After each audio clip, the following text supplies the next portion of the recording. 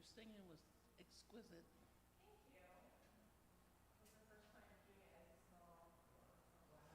Beautiful.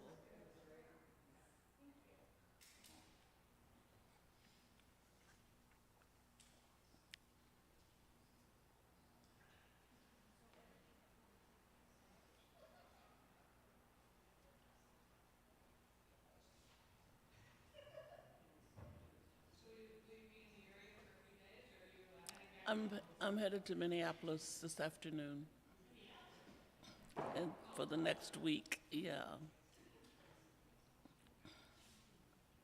and home next week on Sunday.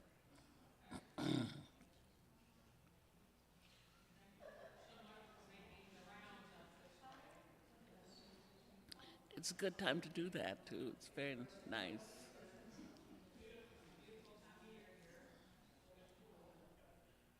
Yeah, there's some lovely commercials right now about Michigan. I don't know if you've seen them, but they make me want to be here, which is what they're supposed to do, actually. I guess a travel bureau is doing them.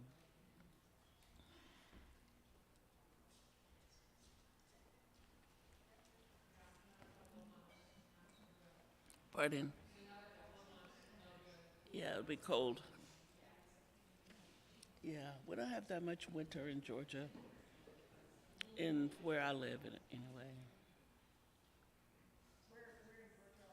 Atlanta. Yeah, I lived in Macon for a while, which is 75 miles south of Atlanta. Yeah, it's big trials and all this, lots of drama.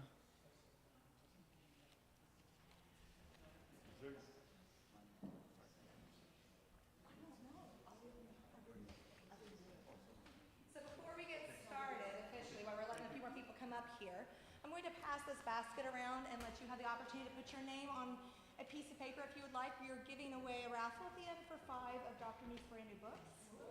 So you may be one of those lucky 5 Oh, I people. don't know. That's cool. So I'm going to, I'll start with you. I have no pressure. You don't have to put your name on it. But you will have the opportunity again after we're done for her to sign the book if you would like to. And if you have the book already, I'll be glad to sign it. And when you have questions, I'm going to come around with a microphone because this is being live streamed and then it'll be available on our YouTube channel. So we want to be sure that everybody's questions are heard as well as Dr. Meeks' responses.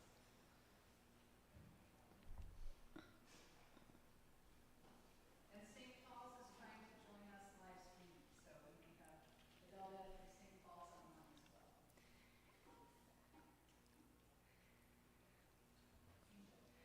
So I think we'll go ahead and get started. So I'd like to introduce to you Dr. Catherine Meeks, the Executive Director of the Absalom Jones Center for Racial Healing, a joint ministry of the Episcopal Church and the Episcopal Diocese of Atlanta. The center is part of the Episcopal Church's vision of becoming beloved community, a long-term commitment to racial justice, healing, and reconciliation. Dr. Meeks is a sought-after teacher and workshop leader, bringing 4 decades of experience to the work of transforming and dismantling racism. The core of her work has been with people who are marginalized because of economic status, race, gender, or physical ability. Her work grows out of her understanding of her call to the vocation of a teacher, as well as her realization that all of humanity is one family which God desires to unite. She is the author of many books, including her most recent one, The Night is Long but Light Comes in the Morning, Meditations for Racial Healing. Is described as a spiritual guide to restoring yourself from racial trauma and committing to the long work of dismantling racism. Dr. Meeks is the recipient of the Presidential Award Lifetime Achievement Honoree, the President Joseph R. Biden Lifetime Achievement Award, and the Presidential Volunteer Service Award Medal. Dr. Meeks recently received honorary doctorate degrees from Virginia Theological Seminary and Seminary of the Southwest, and she is scheduled to receive a third from Berkeley Divinity School at Yale, in recognition for her decades of work in educating audiences worldwide on the best practices for healing racial divides. It is my honor to introduce to you Dr. Catherine Meeks. Thank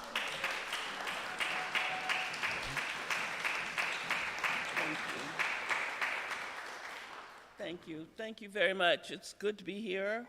And I'm going to talk a little bit about a couple of meditations, and then some of you, I understand, have read my book, and if you may have some questions. But whether you've read the book or not, you may have some questions, and so I will be happy to engage any question that you have. And if you have my books, I will sign them at the end when I finish, because if you want it, a signature.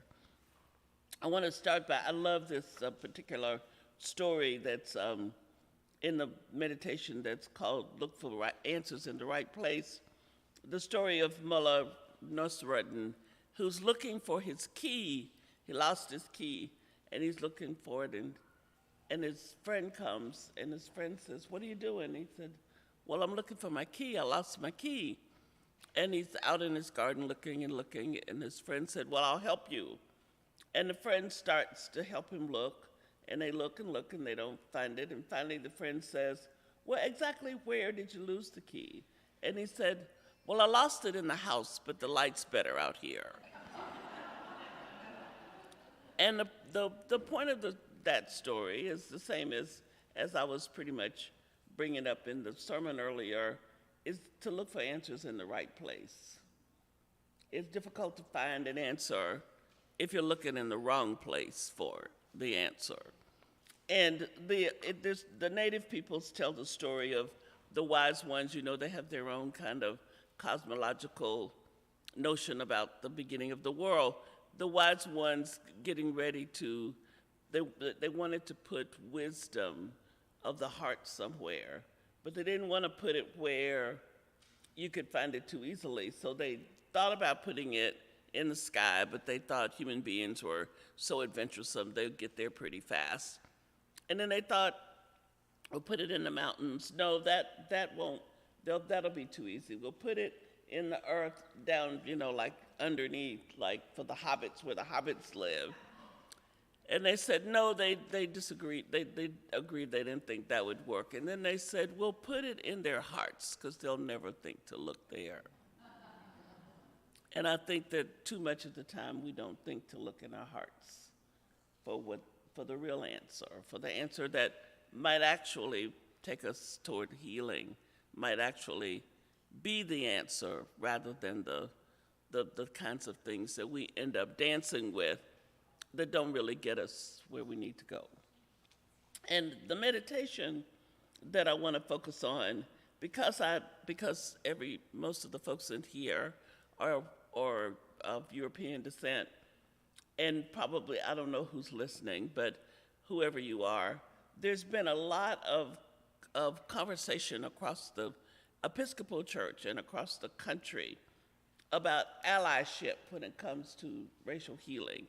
And it took me a while to come to the conclusions that I have come to in this particular meditation. But this meditation has become one of seems like the most profound ones to many people, at least from the feedback that I've been getting. So it occurs to me to talk about it a little bit. It's called Looking for More Than an Ally. Ponder this. If you were dying, who would you prefer to be accompanying you on the journey? An ally or a fellow pilgrim? A fellow pilgrim is one who holds you in their heart and shares your pain and joy to the very best of their ability, no matter what it requires. This person is willing to walk in your shoes in order to understand how you see the world. The fellow pilgrim's commitment is to hold the difficult, regardless of what it costs to do so. There is no thought of abandoning the relationship, because it is clearly a connection at the soul level, and it will not be broken by external circumstances that might cause inconvenience. The ally is quite a bit different. Allies have decided to unite with those in some type of struggle, and they have a variety of reasons for doing so. They will be present to the particular portion of the struggle that called them into it, but there may not be a soul deep commitment that is grounded in true empathy. That empathy and commitment are essential to help create a space for sustainable racial healing. It is one thing to connect to somebody because you have a commitment to justice, you know, or like in the back in the days when we still had enslaved people, there were people who stood against slavery because they thought slavery was wrong, but they had no use for black people. You know, people who refused to sit on the stage with Frederick Douglass, abolitionists actually, who refused to sit on the stage with Frederick Douglass. Well, they felt slavery was wrong, but they didn't like black folks. So they're allies in terms of abolishing slavery. They're certainly not pilgrims for Douglass and people like him. That's what I'm talking about. People who go out and protest, and then when the protest is over, they're gone. People who come for the march today, and then next week when you are all by yourself trying to continue on whatever the march was about, you can't find them. People who won't let you tell them what it's like to live in your skin as a person of color because it's too hard for them, so they don't really want to hear it. A pilgrim listens. A pilgrim is in it with you. A pilgrim is able to hear what you have to say about your story without trying to edit it. It has no need to do that. A pilgrim is the person saying, give me your shoes, let me walk in them for a little bit. Now, in order for there to be pilgrims, people of color have to be willing to trust white people a little bit. We have to be willing to take at least enough to take our shoes off and say, here, you can have them, to walk in for a minute. It seems to me that if there's ever going to be in the United States of America a capacity for us to claim ourselves to be racially healed, which means that racial healing will be sustainable and won't just go away with every win, we are going to have to get to the point where there's a willingness for people to be on pilgrimage together rather than to be trying to just dismantle the structures that white supremacy has created. Until that happens, we will continuously be changing laws, and one group changing laws, another group working to change them back. I mean, that's what we're doing, you know. We worked so hard in the 50s and 60s to do voting rights. Why are we in all this conversation about voting in a democracy? Because we didn't have pilgrims doing this work. We had folks who were allies and folks who were against it, and the allies won for a while, and now it's like the tables get turned. I mean, we can still vote, but you know, we have to work so hard to keep what we gain. We wouldn't be having to do that if there had been a real understanding. This is not some little window dressing. This is a deeply ingrained thing that we're trying to do here that has to do with everybody being well.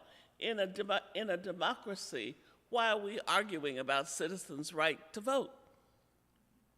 Because we have not allowed ourselves to bring healing to the table. We just bought a fix. So we got rid of poll taxes and reading parts of the Constitution. And, you know, we passed those acts to say everybody who's a citizen here gets to vote. But then there were these folks who were saying, oh, no, we can't have that because then I'll be disenfranchised or whatever. So we'll just do this. We'll just keep staying in that crazy cycle as long as we keep going on that road, as long as we keep refusing, first of all, refusing for white people to come to grips with how much racism has wounded them. Because if we come to that realization, pilgrimaging becomes more reasonable because it's two people, the white person, the person of color, who both know that they've been wounded, trying to find the bandage closet, as opposed to one person, the white person, being well, and the person of color not being. And so you've got a hierarchy with an ally and a person in need together. You see the difference? And a kind of energetic shift that's possible. Henry Nouwen talks about the wounded healer, which is a powerful image in my mind, and an image that all of us need to hold on to, and especially those of us that run around talking about this, because it's easy to get hubristic and think that you're up here on the mountain down here sending your wisdom down to people, instead of that you're down in the valley with them, and you found a few bandage closets that they don't know about yet, and you're just sharing the good news that there are more bandage closets, but you're using them, and you need them, and you're looking for them for yourself too, because you see yourself as a wounded healer rather than the well one. And it's the well one attitude in allyship that really is the problem. I'm well, I can fix, I'm better off. Nobody's better off in a society that's stratified along marginalization. Everybody suffers, and everybody is suffering. We just don't always have a good sense of that.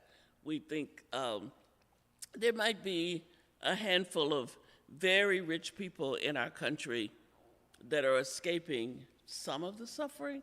I'm not totally sure of that, but I tend to think that nobody is escaping, because one way or the other, even if it boils down to just being afraid, you're very rich, but you gotta have your gates and guards and all kinds of stuff. So even though you don't necessarily suffer from having to worry, they hold airplanes for you and do all these fancy things, but you don't live in peace either, because and that's suffering if you're not living in peace. You think about these folks that can't sleep and have to take pills to sleep and pills to wake up. You're not living in peace. And so how do we create a community where we all can live in peace, where we can live with some assurance that we don't have to be scared to death of each other? We can, and that's pilgrimaging together. We get to know each other. We walk in each other's shoes. We are willing to, I'm willing to say to I have a handful of white friends that know the angst that I have as I concern myself about my wonderful sons. My sons that go out into this dangerous world in their black bodies and may not come home just because they go out in black bodies. I have white friends who are able to just stand in that with me without having to try to fix it or talk me out of it or make me feel any better about it, because there's nothing to do but be present to it. As my children and I have said, we make the decision to live. We will not hide. We will not stay in the house. We will not be held hostage by fear. So we will live our lives, and as best we can, with the understanding. And right now, the whole country is dangerous for everybody, actually, but it is still more dangerous for people of color, I think, in many ways. But you either, as my youngest son said, Mama, you have a choice. You can stay in the house forever, or you can go ahead and live. And of course, if you stay in the house, then no guarantees. Something can still happen. But the pilgrim doesn't try to fix that, or by getting me not to think that way, because that would never work. So but you stand in the pain. Willingness to stand in the pain, to stand in the dissonance, to stand in the conflict. Things are better, things are not better. But you're willing to hold those things. Those two, and it's real. Things are better for people of color in this country, things are worse for people of color in this country in many ways. And you can look at the where those differences are. And both things are true. Both things are true. And it's so hard to deal with that kind of paradoxical stuff. I don't like it any better than anybody else because I want it to be this way and that way. You know, the fundamentalist wants it to be this way and that way, and that's why they camp out. If you camp out, you become hostage to a lie, because it's not all of one thing. Most things are not. You know, they're this and they're that, and you have to hold the this and that. And the this and that makes life complicated. But I used to teach a class called The Nature and Manifestation of Prejudice, and I told my students, if you don't learn a single other thing this semester except that this is complicated, I will be happy, because I get so weary of people trying to reduce everything to simplicity.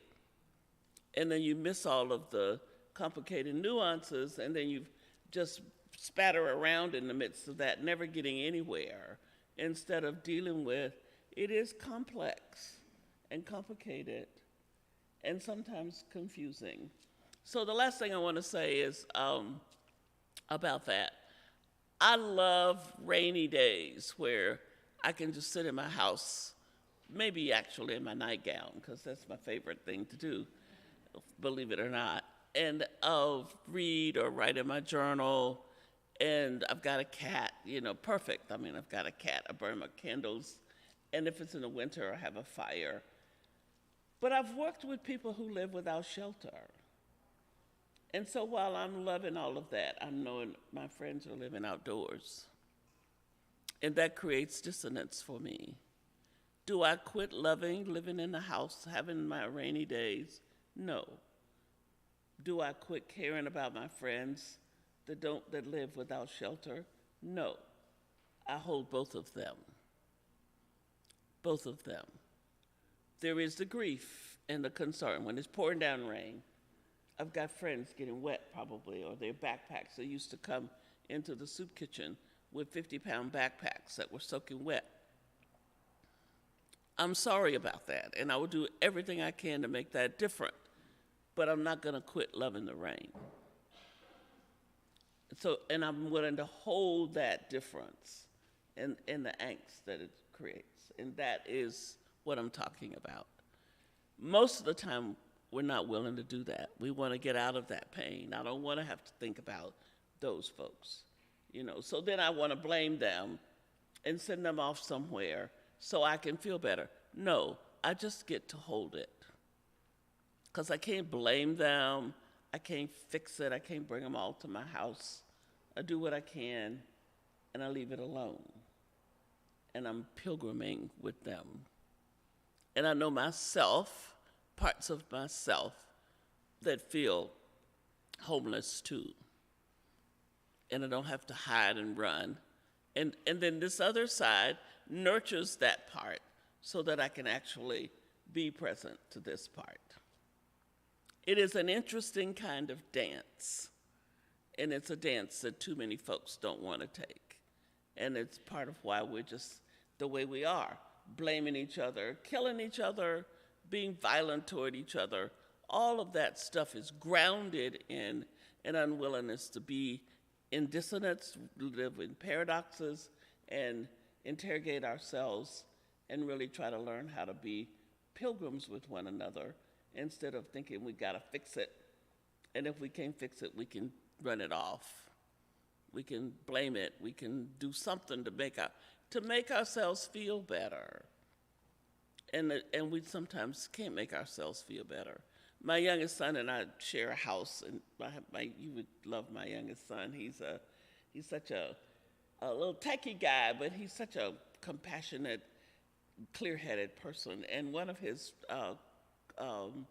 colleagues, a young man, 31 years old, just died a few weeks ago from a very virulent cancer.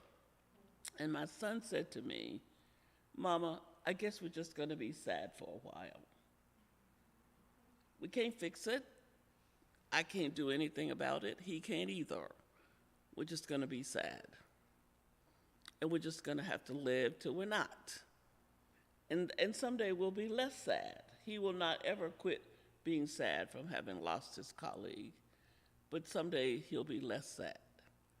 Can we learn how to do that, watching people suffer? Can we be in it and be willing to stay in it and yet to live our own lives? It's hard to do. I'm not sitting here saying it's easy, but I think it's so necessary. If we want to build a sustainable earth, and if we really want to be well. So I don't know what time it is, but I'm going to stop right there. And if people have comments or questions, then I'll try not to take up all of the rest of the time to answer a question. Sometimes I go too long with trying to answer something, but I'm happy to be in a conversation with you rather than just having you listen to me. You've already listened to me once today, and that's probably more than enough. Question? Yes, talking to my tiny little microphone. Okay. So my name's Reverend Gail Schaefer. I'm an Episcopal priest. I'm kind of on sabbatical right now and starting to look for my next gig, if you will. I really identified with your feelings of enjoyment in your home during the rain, because every time I say grace, I think about the people that don't have enough food. They don't have enough of anything. And here I am in my wealth, enjoying a wonderful dinner out at a restaurant in what someone else might consider an opulent setting. So I really identify with that, and I really identify with the idea that there's nothing, not nothing I can do, but very little I can do to remedy all of that. A young man, I'll say, accosted me in a very friendly, loving way, asking for money when we were in the downtown area. I gave him some, but he said I hadn't given him enough. He wanted more, and I didn't have any more, and told him that. And I felt like I want to develop a message when I'm giving to someone who obviously needs it, to also consider paying it forward when I give it to him. How do you feel about asking someone who you are giving to take responsibility for paying it forward as well? What do you think about that? You mean like the person who's asking for money? Right. The person that's asking for money is, this particular person was young and very vibrant, very healthy, very strong. And I wanted to say, here's what I can give you now. When you are able, think about how you can help your fellow man and pay it forward. Well, I think if you give somebody something, you don't attach strings to it. No. And you don't get to tell them anything. You either give it or you don't give it. Yeah. But you have no idea what's going on with them. I mean, just because he looks good doesn't mean he's mentally good. He doesn't sound that well from just what you just said. And that's part of our problem with wanting to manage things. There's something in us that thinks we're supposed to manage and control. And, you know, when I give somebody money, it's theirs now. And they can do whatever they like. They burn it, they drink it, it's their money now. If I can't have that attitude, I should keep it. That's, you know, I just should keep it, because I don't get to send out a narrative with it. You know, it's like I'm giving because I can and want to. And that's all I'm required to do. God gives to me, and I don't do what God wants me to do. You know, and I'm sure God sent some narratives with the money, but, you know, and I said, well, I'll see about them. But it's taken me a long time to get there. So I just think the generosity of spirit, I mean, it's the capitalist in us, you know, as I talked about this morning. We just can't quite handle that it's That's all it is. Generosity, clear, no strings attached generosity. We just can't quite get there. We have to work at it. But we do have to open our heads up to it and name it. I mean, that's what we get. You know, the sun shines on Hitler just as brightly, just as lovely, just as beautifully as it does on me. I'm better than Hitler. You know, I am better. And if God doesn't know that, let me inform God. I hope that makes the point.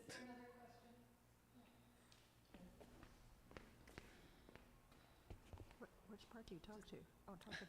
Hi, I'm Janet Chegwood, and I chair the social justice team here at All Saints. And as you know, we recently went through quite a process of understanding reparations and how we might want to be part of it, and we have made a contribution. But we also want to be committed to be repairers of the breach. So I'm a little bit confused when you talk about the difference between being a pilgrim and an ally. What you would suggest that we as a church group do in order to help repair the breach. We've done lots of things, and I think I always want to take a look at my own white supremacy in terms of wanting to take over and be in charge. The Justice League that we are partnering with is African American led, all of it. But what would you suggest in terms of repairing the breach that would be helpful for our parish to know? Well, I think the most important thing to do is ask the folks you're working with. Ask the people that you're working with, because I don't know what they need or want. You know, I don't live here. I don't know what their struggles are. And to listen carefully to what they have to say. And white people really do have to learn to step aside and let people of color be in charge. That is perhaps one of the hardest lessons that my experience has been, that is one of the hardest lessons that white people have to learn. So my best answer to that is to ask them that very same question and listen very carefully to what is said, and then see where you can stand in that, because I don't have any idea what folks are doing. I don't even know what you're doing. And so, you know,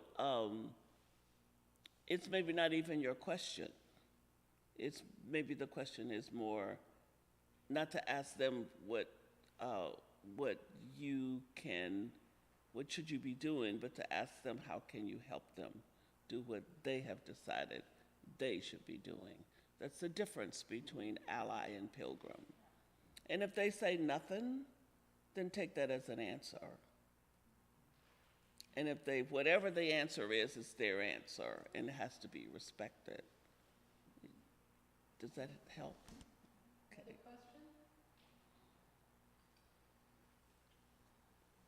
Other question?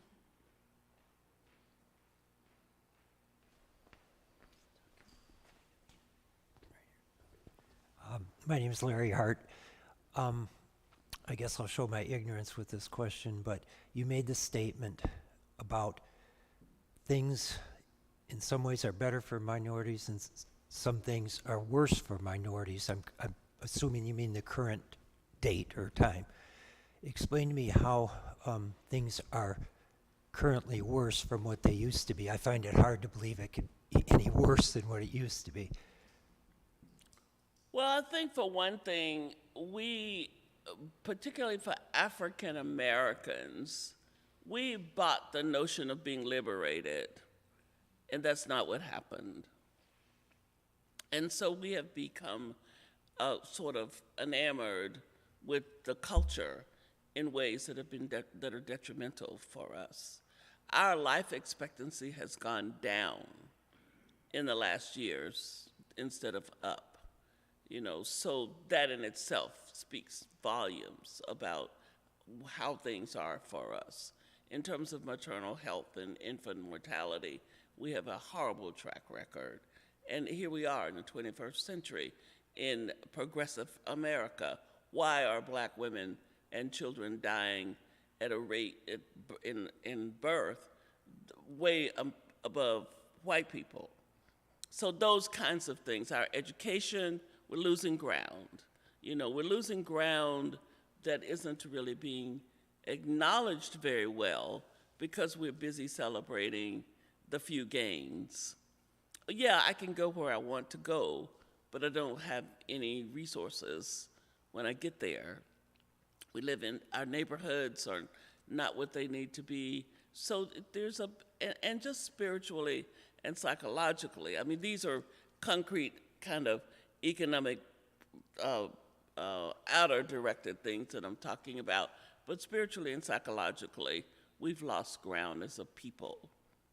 Our young people have become too enamored with having a hashtag, and thinking that if you just got a hashtag and you're gonna wake up being a rich somebody, another.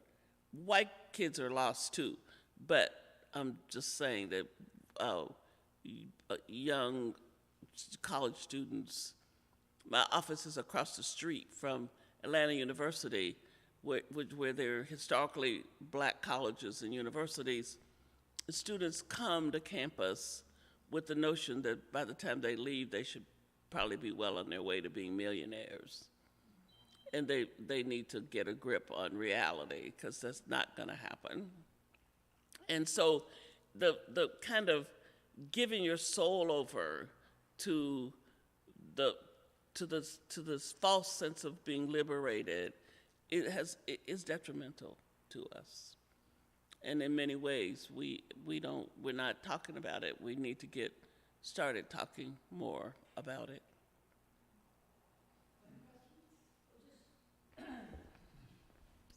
Just to add to that, I heard just say that the right to vote now is worse than it was right after the Civil War during Reconstruction.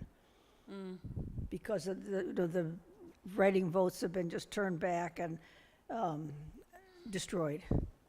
Well, and the thirst to want to vote too. I mean, again, we've got a younger generation that may get mobilized this season because of gun violence and abortion. I don't know how that's going to affect communities of color.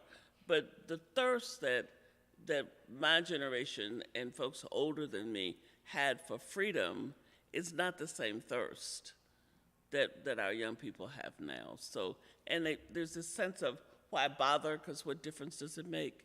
You're just going to get the same kind of foolish folks in office, and they might as well go on with their lives. That's not true, but it's going to be true if you don't go vote, because we still, at least up to this minute, voting still matters here.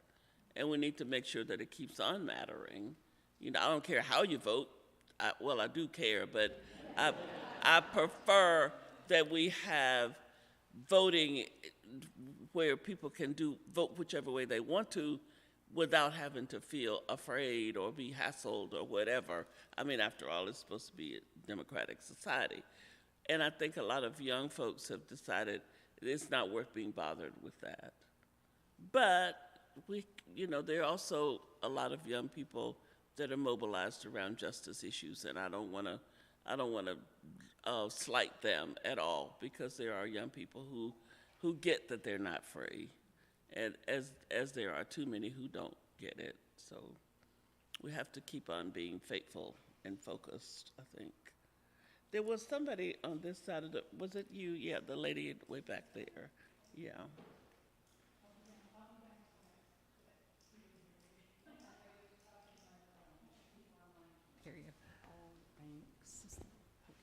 Hi, my name is Linda McKee, and for some reason I was just curious about what your impressions were when you went to the White House. I don't know if it was your first time or not, but I was real curious, how it felt, what kind of energy, like types of...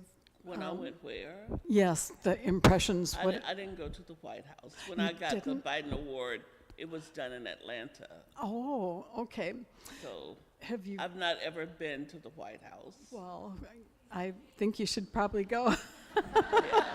And let us know what you think, when you go around and stuff. I'd be real curious. When I was 7th grade, I wanted to be president, and then I grew up and learned better than to wish that on myself.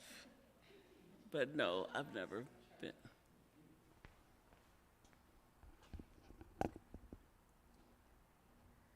Hi, I'm Gretchen Smith. I'm also on Can the you speak Social up a little? Justice Task Force. I'm Gretchen Smith. I'm also on the Social Justice Task Force here. And one of the things that, I struggle with is how can we educate white people about their own prejudices and biases such that they see that they're not really controlling or should have control of, the country or other people's lives. And so we can start to see some people of color rise in the political scene. I didn't hear the very last part of what you said. How to see people of color rise, how to see people of color come forward in politics and leadership. In politics? Yeah, how to educate white people how to get out of the way, is that basically what you're asking? Well, for one thing, you don't have a whole lot of control over anybody but yourself, unfortunately. I think you have to keep talking. You have to keep standing up. You have to keep being a half a shade braver. You have to keep teaching. You have to keep being focused and faithful. Those are the things that I'm in control of myself. I can do that. And then you share, and you're brave, and you talk to folks. You tell the truth as best you can. And hopefully that word will get out. But there are always going to be people who don't want to do what's right. They've been there. I mean, can you pick a time in history when everybody was trying to do what's right? No. So there's always going to be those people. The thing is, what is it they say? The only thing that we need to do to have evil triumph is for good people to do nothing. So as long as we keep doing what we need to do and keep standing against evil. One other thing we could do in our churches is talk about evil more. Evil's real. It's an energy that is real. And if you ever doubted evil, you need to pay attention to some of the stuff you hear people saying these days. So we need to speak against that. We need to say, some people have opened themselves up to that kind of energy more than anything else, and they need to be challenged. And we need to be careful not to let our own selves get caught in that trap of getting in that negativity, because every time we do, we support it, whether we like it or not. Every time I was thinking, I woke up, this is so weird, I don't know what I was dreaming, but I woke up thinking, how would I pray for Marjorie Taylor Greene and Matt Gaetz? And I have to work at not praying that they drop dead. Because I'm sick of their voices and sick of their energy and sick of their influence for negativity. I think you can disagree. I think you can fight for whatever it is you want to believe without trying to destroy everything in front of you. So I need to be willing to pray for them to get better inside themselves, to get healed inside of themselves, because they clearly have some deep wounds that they're trying to fix externally. And I can pray that prayer for folks, even if I don't, I'm going to say to God, while I'm praying, could you put them on a ship to Mars with a one-way ticket, please? And I'm being a little funny about it, but it takes a little, we're supposed to be praying for our enemies anyway. I've been told that. I don't do as well with that as I ought to. But we need to work at it, because we've got to diffuse the negative energy. And if I get as negative toward them as they are toward things, then I'm supporting them by being in that same energy construct with them. So you just work with yourself and stay honest and tell the truth and be brave and speak up. That's all I know to say. And that gentleman behind you had a... Hi, my name is Charlie Krupka, and kind of along the same lines as the previous question, in going back to what you said a few questions ago about continuing the conversation, how does this congregation do that? We're, predominantly white, living in a predominantly white area and so forth, and I struggle to, what do I do? How do I participate in this? What can I do? Well, I think, first of all, what is your intention? Do we want to be well ourselves? And do we want to live in a country that's more well? So then every day, everything that we do, the way we interact with everybody who crosses our path, is what we do. There is no one thing for you to go do. It is a lifestyle to live. And what we're doing is learning how to do that. It is an intentionality that is to be lived. And it takes a lifetime to figure it out and to do it. So it's not like there's a prescription, here's a prescription, and once you fill it, you're done. No, it is when your neighbor is saying something ugly, you speak to them about it. When somebody in your family is being negative beyond just the human grumbling, you call them on it. It's every day, and I turn off a lot of media stuff because I don't need to pollute my brain with it. So it's intentionality. What is our intention every day? If you can live, and when you have that intention, the bigger things show up. We just love production. So we can go a year doing 50 nice things and we'll think we didn't do anything because it was 50 for 50 different people. If we did one nice thing in front of 50 people, we think we've done a whole lot more. Right? Isn't that how we live?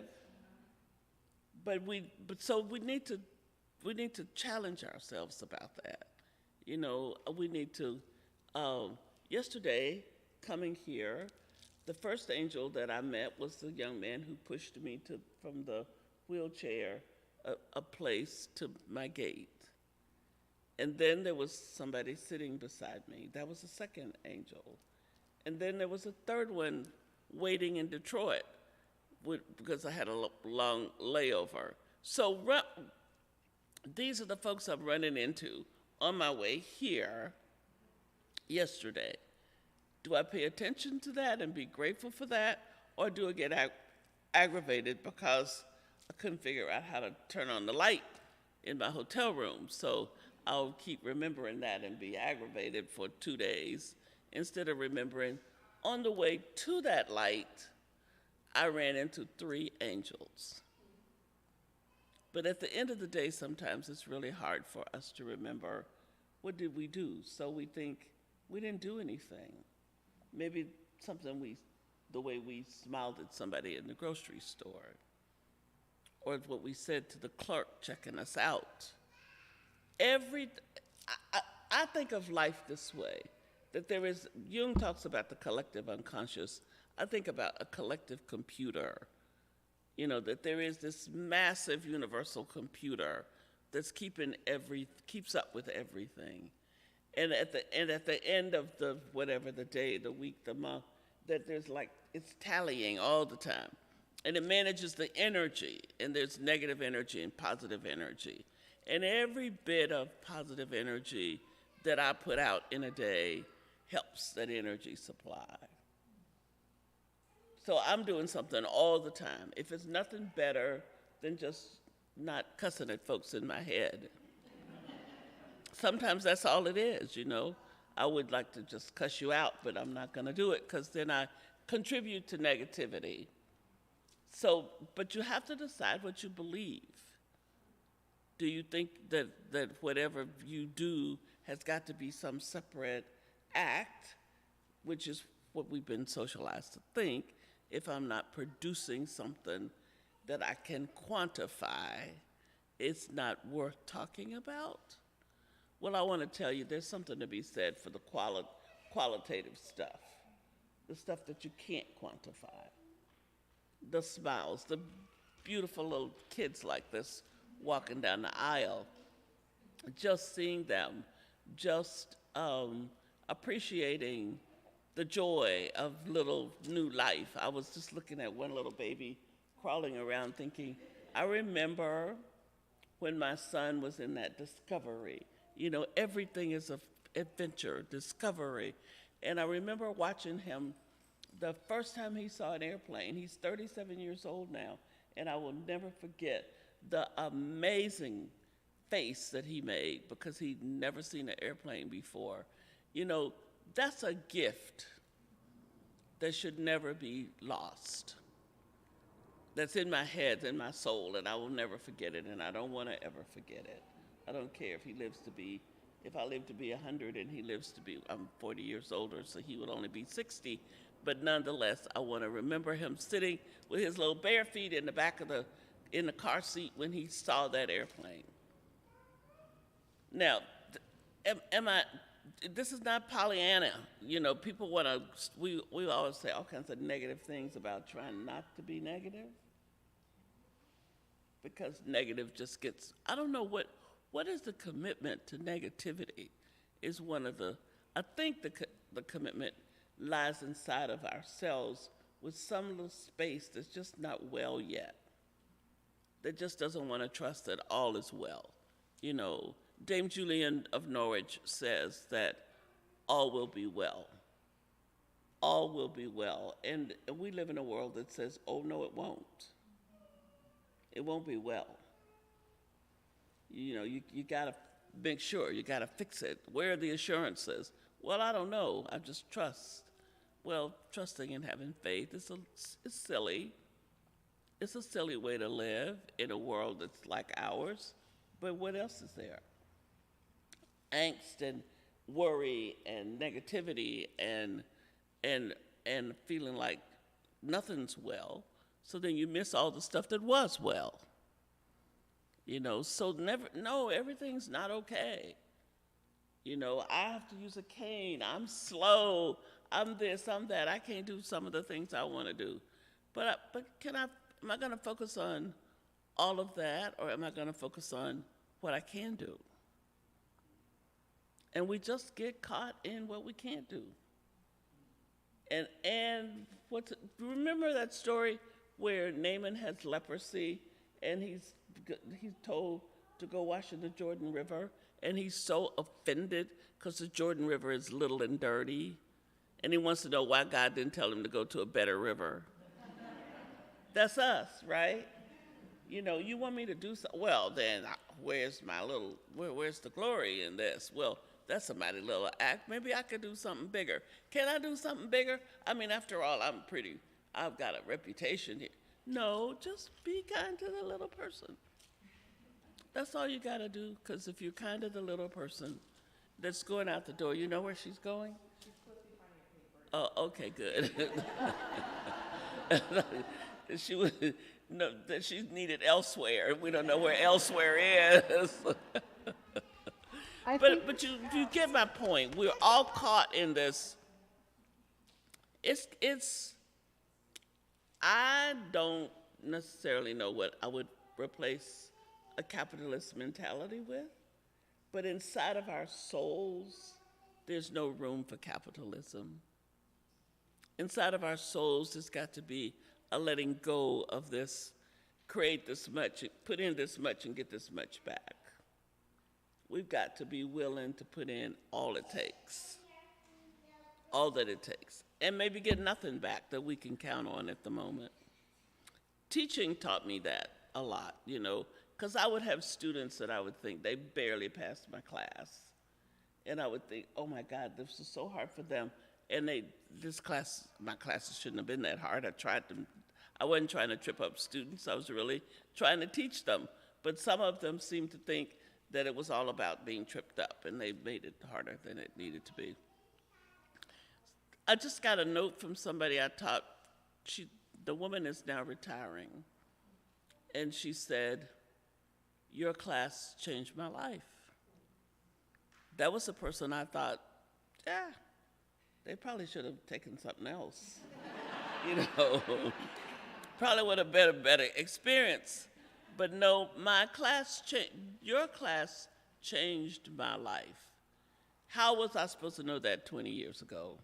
Here this person is retiring and writing me a note to tell me that. Now, so you just do what you do. Live what you live. Be the best person you can be. Be open to be open to being in as much.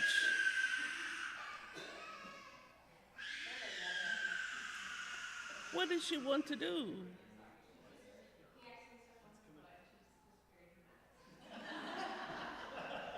See, I want to be like that. We should So I can scream that loudly when I don't like something. we should probably wrap up, but we could do the drawing for the books, and then Oh. those of you with books can get them signed by Dr. Meeks. Yeah, so thank you all for your attention.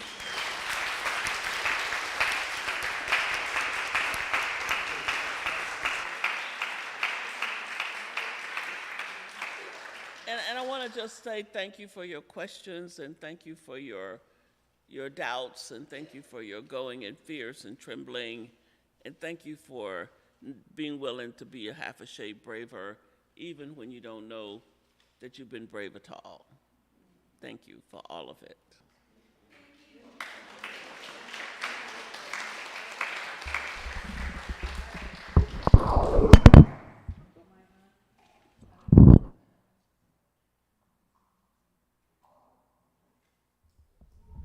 Okay, I'm going to draw names. Ready? Yep. Book number 1 goes to Martha Lynch. We have 5, right? We have 5. Book number 2, oh, that's blank. Where's the folded ones? These are all folded here. Okay. Book number 2 goes to Emily Shutt Parker. Book number 3 goes to Marty Lippart. Book number 4, Dottie Hoopen Garner. And book number 5, Carol Baker.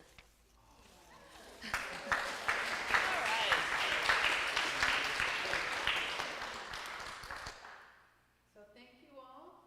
Those of you whose names I called can get your books. And if you happen to have a book with you, I think I saw some in people's hands. Yeah, There's a pen in here. I have my own pen. Thank you. Thank you again. Oh my gosh. What a gift. Thank you. Good to be here. Thank you. Take care. Have a good life. Yeah, thank you. Working on it. Yeah, me too. Would you be so kind as to sign my book? Yes, ma'am. I'm Dottie. You're welcome. Appreciate it.